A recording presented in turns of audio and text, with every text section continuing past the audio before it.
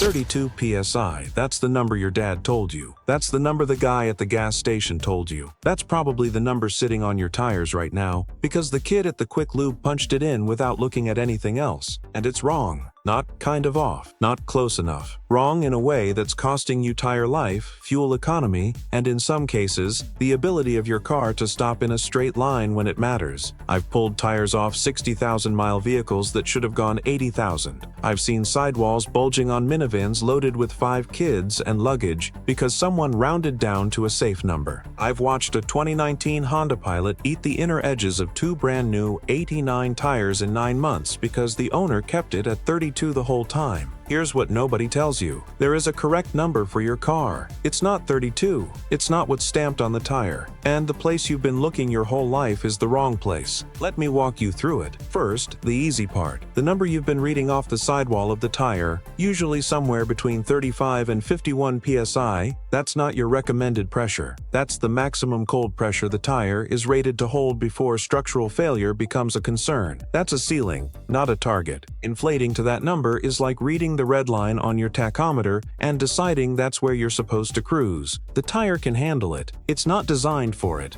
The actual number you want is on a sticker. Open the driver's door. Look at the B-pillar. That's the metal frame your seatbelt anchors to, usually about waist high when the door is open. There's a white or yellow placard there. Sometimes it's on the door itself, sometimes on the jamb, sometimes inside the fuel filler door on older cars. That sticker lists 2 numbers, one for the front tires, one for the rear. Sometimes a third number for loaded conditions. That's your number. The engineer who designed your suspension geometry, the engineer who specced your tire size, and the engineer who tuned your stability control system, they all agreed on it. They tested it. They wrote it on a sticker and bolted it to the car so it would never get lost. And then 90% of drivers ignore it because somebody at a tire shop said 32. Why does 32 even exist as a number in the public consciousness? Because 30 years ago, on a lot of basic American sedans with 14 to 15-inch wheels, the door placard often said 30 or 32 PSI front and rear, so the number stuck. It became folk wisdom. Then cars changed. Tires got bigger. Sidewalls got shorter. Wheels went from 15 inches to 18, 19, 20. Suspension geometry got more aggressive. Run-flat tires entered the market. Hybrid and EV weight distributions changed everything. And the folk wisdom didn't update. Your 2014 Toyota Camry calls for 35 front and 35 rear. Your 2019 Ford F-150 with the heavy-duty payload package wants 41 front and 45 rear when loaded. Your Tesla Model 3 wants 42 PSI all around. Try running that car at 32 and watch what happens to the handling on a wet on-ramp. Your Honda Odyssey with 7 people in it on a road trip needs more pressure in the back than the front because there's 800 pounds of family sitting over the rear axle. 32 PSI is not a number. It's a guess somebody made and everyone copied. Now here's where it gets worse, because just reading the placard isn't enough either. The placard assumes a cold tire. Cold meaning the car hasn't been driven for at least 3 hours,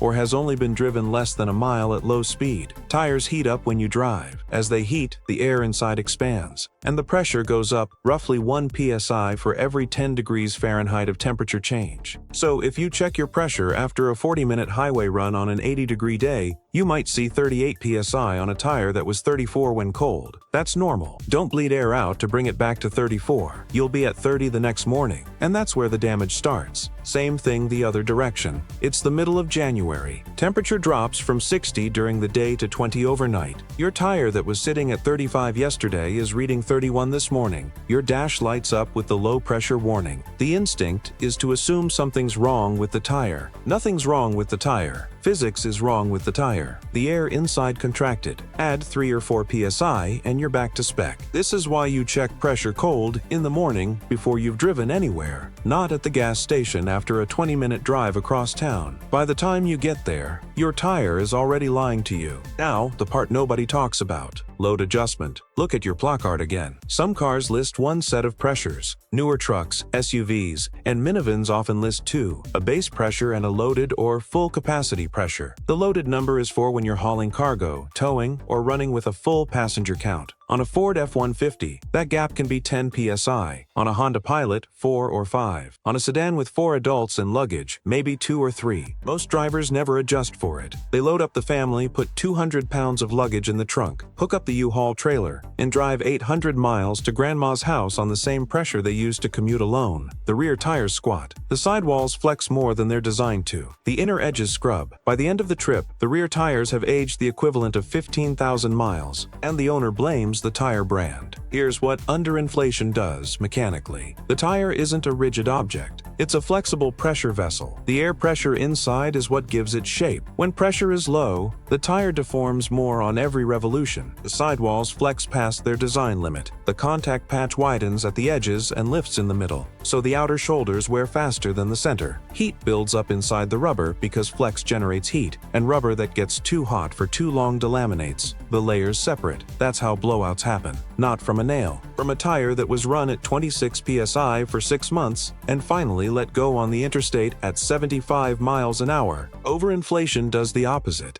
and it's almost as bad. Too much pressure crowns the tire. The center of the tread carries all the weight, the shoulders barely touch the road, and you wear out a strip down the middle while the edges still look new. Traction drops in the rain because the contact patch is smaller. Ride quality goes to garbage because the tire has lost its ability to absorb small impacts, and every pothole becomes a direct hit to your wheel and suspension. You can see all of this on a tire if you know what to look for. Lift the car or just bend down and look at the tread across its width. Run your hand from the outer edge to the inner edge. If the outer two grooves are worn smooth and the inner two still have tread depth, the tire's been chronically underinflated, or your alignment is off, or both. If the center two grooves are slick and the outer ones look fine, you've been running too high. If one inner edge is wearing way faster than the rest, that's a camber issue, separate problem. But pure pressure wear shows up as a symmetric pattern, both edges or the middle, evenly across both tires on the same axle. I look at this on every car that comes in. I can tell within 30 seconds of looking at the tires whether the owner has ever once checked the pressure themselves. Most haven't. They wait for the warning light. By the time that light comes on, the tire is already 25% below spec. That's the threshold the TPMS system uses, 25% low, which means if your placard says 35, the light doesn't come on until you're around 26, and you've been driving at 28, 27, 26 for weeks before it finally trips. The light is not a maintenance tool. It's an emergency notification. By the time you see it, damage is already accumulating. So what do you actually do? Here's the routine. Buy a digital tire gauge, not the pencil-style stick gauge from the gas station. Those are off by 2 to 4 PSI half the time. A decent digital gauge is $15 on Amazon. Check your pressure once a month, cold, in the morning, before you drive. Set each tire to whatever the door placard says. If you're about to load up the car for a trip, add the loaded condition pressure. If it's the first cold snap of fall, expect to add a few PSI across all 4. If it's the first heat wave of spring,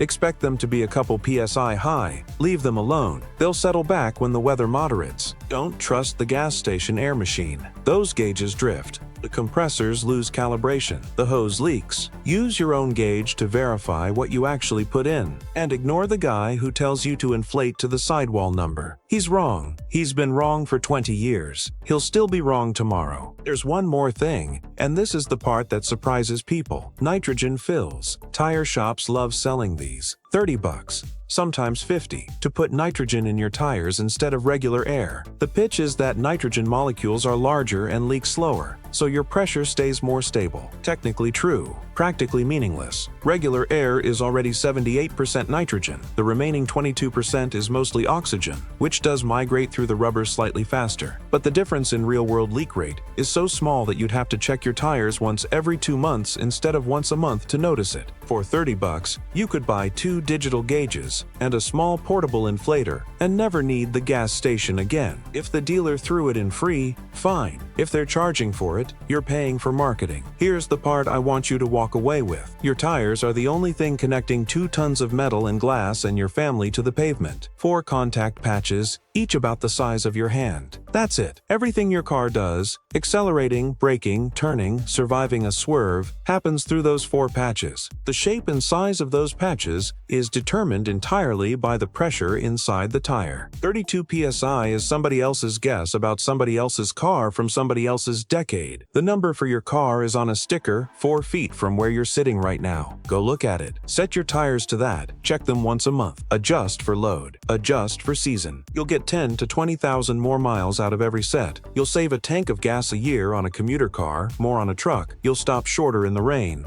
And you'll never again be the guy in the breakdown lane on I-75 in August wondering why his tire let go. The number isn't 32. The number is on the door.